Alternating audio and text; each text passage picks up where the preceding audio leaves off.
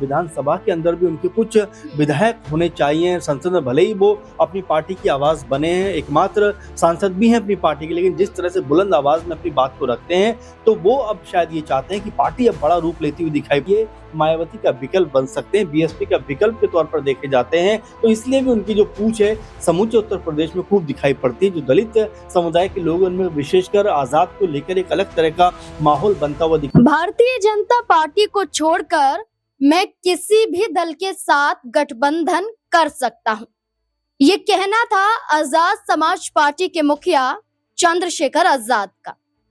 उत्तर प्रदेश में होने वाले 2027 के विधानसभा चुनाव से पहले चंद्रशेखर आजाद के ये शब्द क्या मायने रखते हैं?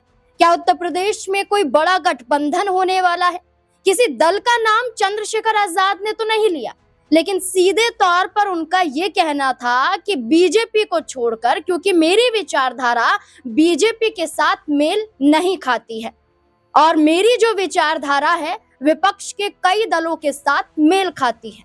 तो अब ऐसे में क्या कांग्रेस, क्या समाजवादी पार्टी या बहुजन समाज पार्टी, आखिरकार किस दल के साथ चंद्रशेखर आजाद गठबंधन की बातें कर रहे हैं? और क्या जो चंद्रशेखर आजाद अपना हाथ आगे बढ़ा रहे हैं, कोई दल उनका हाथ मिलाने के लिए तैयार होगा उनसे? क्या 2027 के विधानसभा चुनाव में चंद्रशेखर आजाद किसी गठबंधन के साथ चुनावी मैदान में उतरेंगे? इसी से जुड़े हुए कई बड़े तमाम सवाल यहाँ पर हैं, जवाब खंगालने की कोशिश करेंगे। हमारे साथ हमारे वरिष्ठ सहयोगी अमन सर मौजूद है। सर, उत्तर प्रदेश में चंद्रशेखर आजाद जो 2022 में चुनाव तो लड़े लेकिन अकेले अपने दम पर, उस दौरान भी पूरी कोशिश थी कि चंद्रशेखर आजाद गोरखपुर की सीट जीत जाए, लेकिन ऐसा नहीं हुआ। लेकिन अब 27 के चुनाव से पहले गठबंधन की चर्चा वो खुद करते हैं बाराबंकी की जमीन से।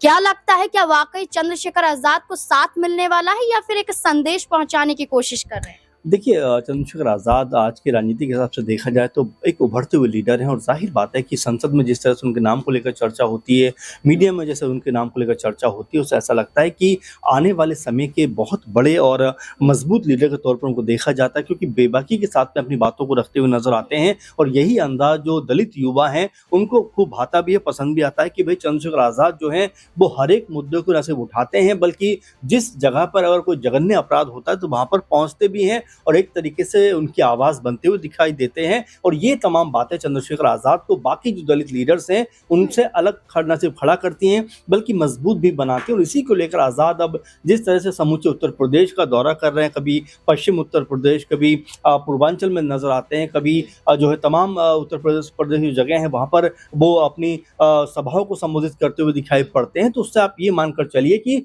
नगीने तक वो सीमित नहीं रहना चाहते बल्कि बाहर निकलना चाहते हैं। और ये उनकी इच्छा भी है कि देखिए विधानसभा के अंदर भी उनके कुछ विधायक होने चाहिए संसद में, भले ही वो अपनी पार्टी की आवाज बने हैं, एकमात्र सांसद भी हैं अपनी पार्टी के, लेकिन जिस तरह से बुलंद आवाज में अपनी बात को रखते हैं तो वो अब शायद ये चाहते हैं कि पार्टी अब बड़ा रूप लेती हुई दिखाई पड़े। विधानसभा में भी उनके कुछ चेहरे जो हैं वो कह सकते हैं कि अब बुलंद आवाज के साथ में अपनी बात को रखते हुए दिखाई पड़े। सर, 22 की बात करें तो 22 में समाजवादी पार्टी के साथ हाथ मिलाना चंद्रशेखर आजाद चाहते थे।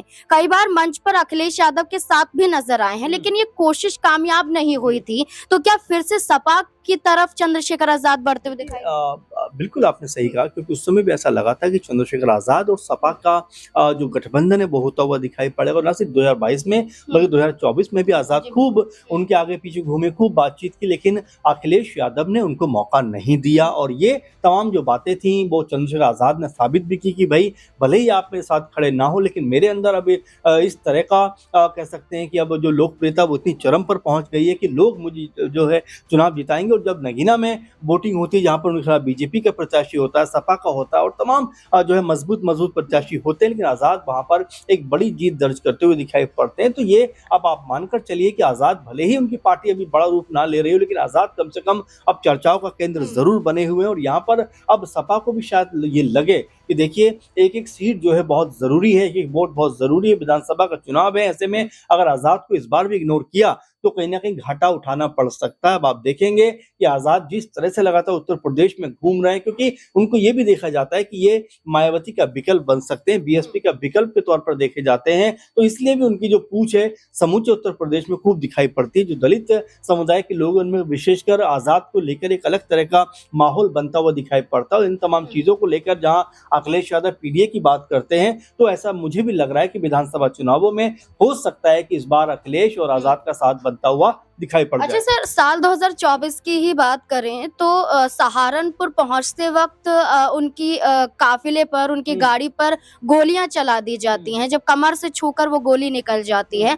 उस दौरान हमने कई बड़े नेताओं को देखा था जो मुलाकात करने पहुंचे थे, उसमें आजम खान भी थे। आजम खान ने फिक्र अदा की थी और इसके साथ साथ बीजेपी पर कहीं ना कहीं आरोप लगाया था, उनकी कानून व्यवस्था पर सवाल खड़े किए थे। तो तब आजाद और चंद्रशेखर आजाद की और आजम खान की जोड़ी देखी गई थी। तो क्या इस जोड़ी के बाद अब चंद्रशेखर आजाद का ऐलान कुछ और भी मायने निकाल सकता है? देखिए बिल्कुल आपको समझना पड़ेगा कि उत्तर प्रदेश में अगर आपको दलित के साथ में मुस्लिम समुदाय को जोड़ना है तो उनके जो टॉप के लीडर्स हैं उनको अपने साथ जोड़ना पड़ेगा। अब आप देखेंगे आजम खान की जो स्थिति है समाजवादी पार्टी में वो वैसी नजर नहीं आती जैसे पहली नजर आती थी। और जिस तरह से उनकी पत्नी ने यानी कि तंजीम फातिमा ने जो बात कही कि भाई वो तो हमारा पारिवारिक मामला है, हमारे घर का बच्चे जैसा है, तो जाहिर बात है कि आप ये मानकर चलिए कि आजाद को लेकर कोई ना कोई बड़ी भूमिका सपा के बाद अब यहाँ पर आजाद समाज पार्टी में बनती हुई दिखाई पड़ती है। उमर अब्दुल्ला पहले भी विधायक रह चुके हैं, लेकिन जिस तरह से वो तमाम जो कह सकते हैं कि 2 जन्म प्रमाण पत्र के मामले में फंसे और इस तरह की चीजें हुई कि उनकी जो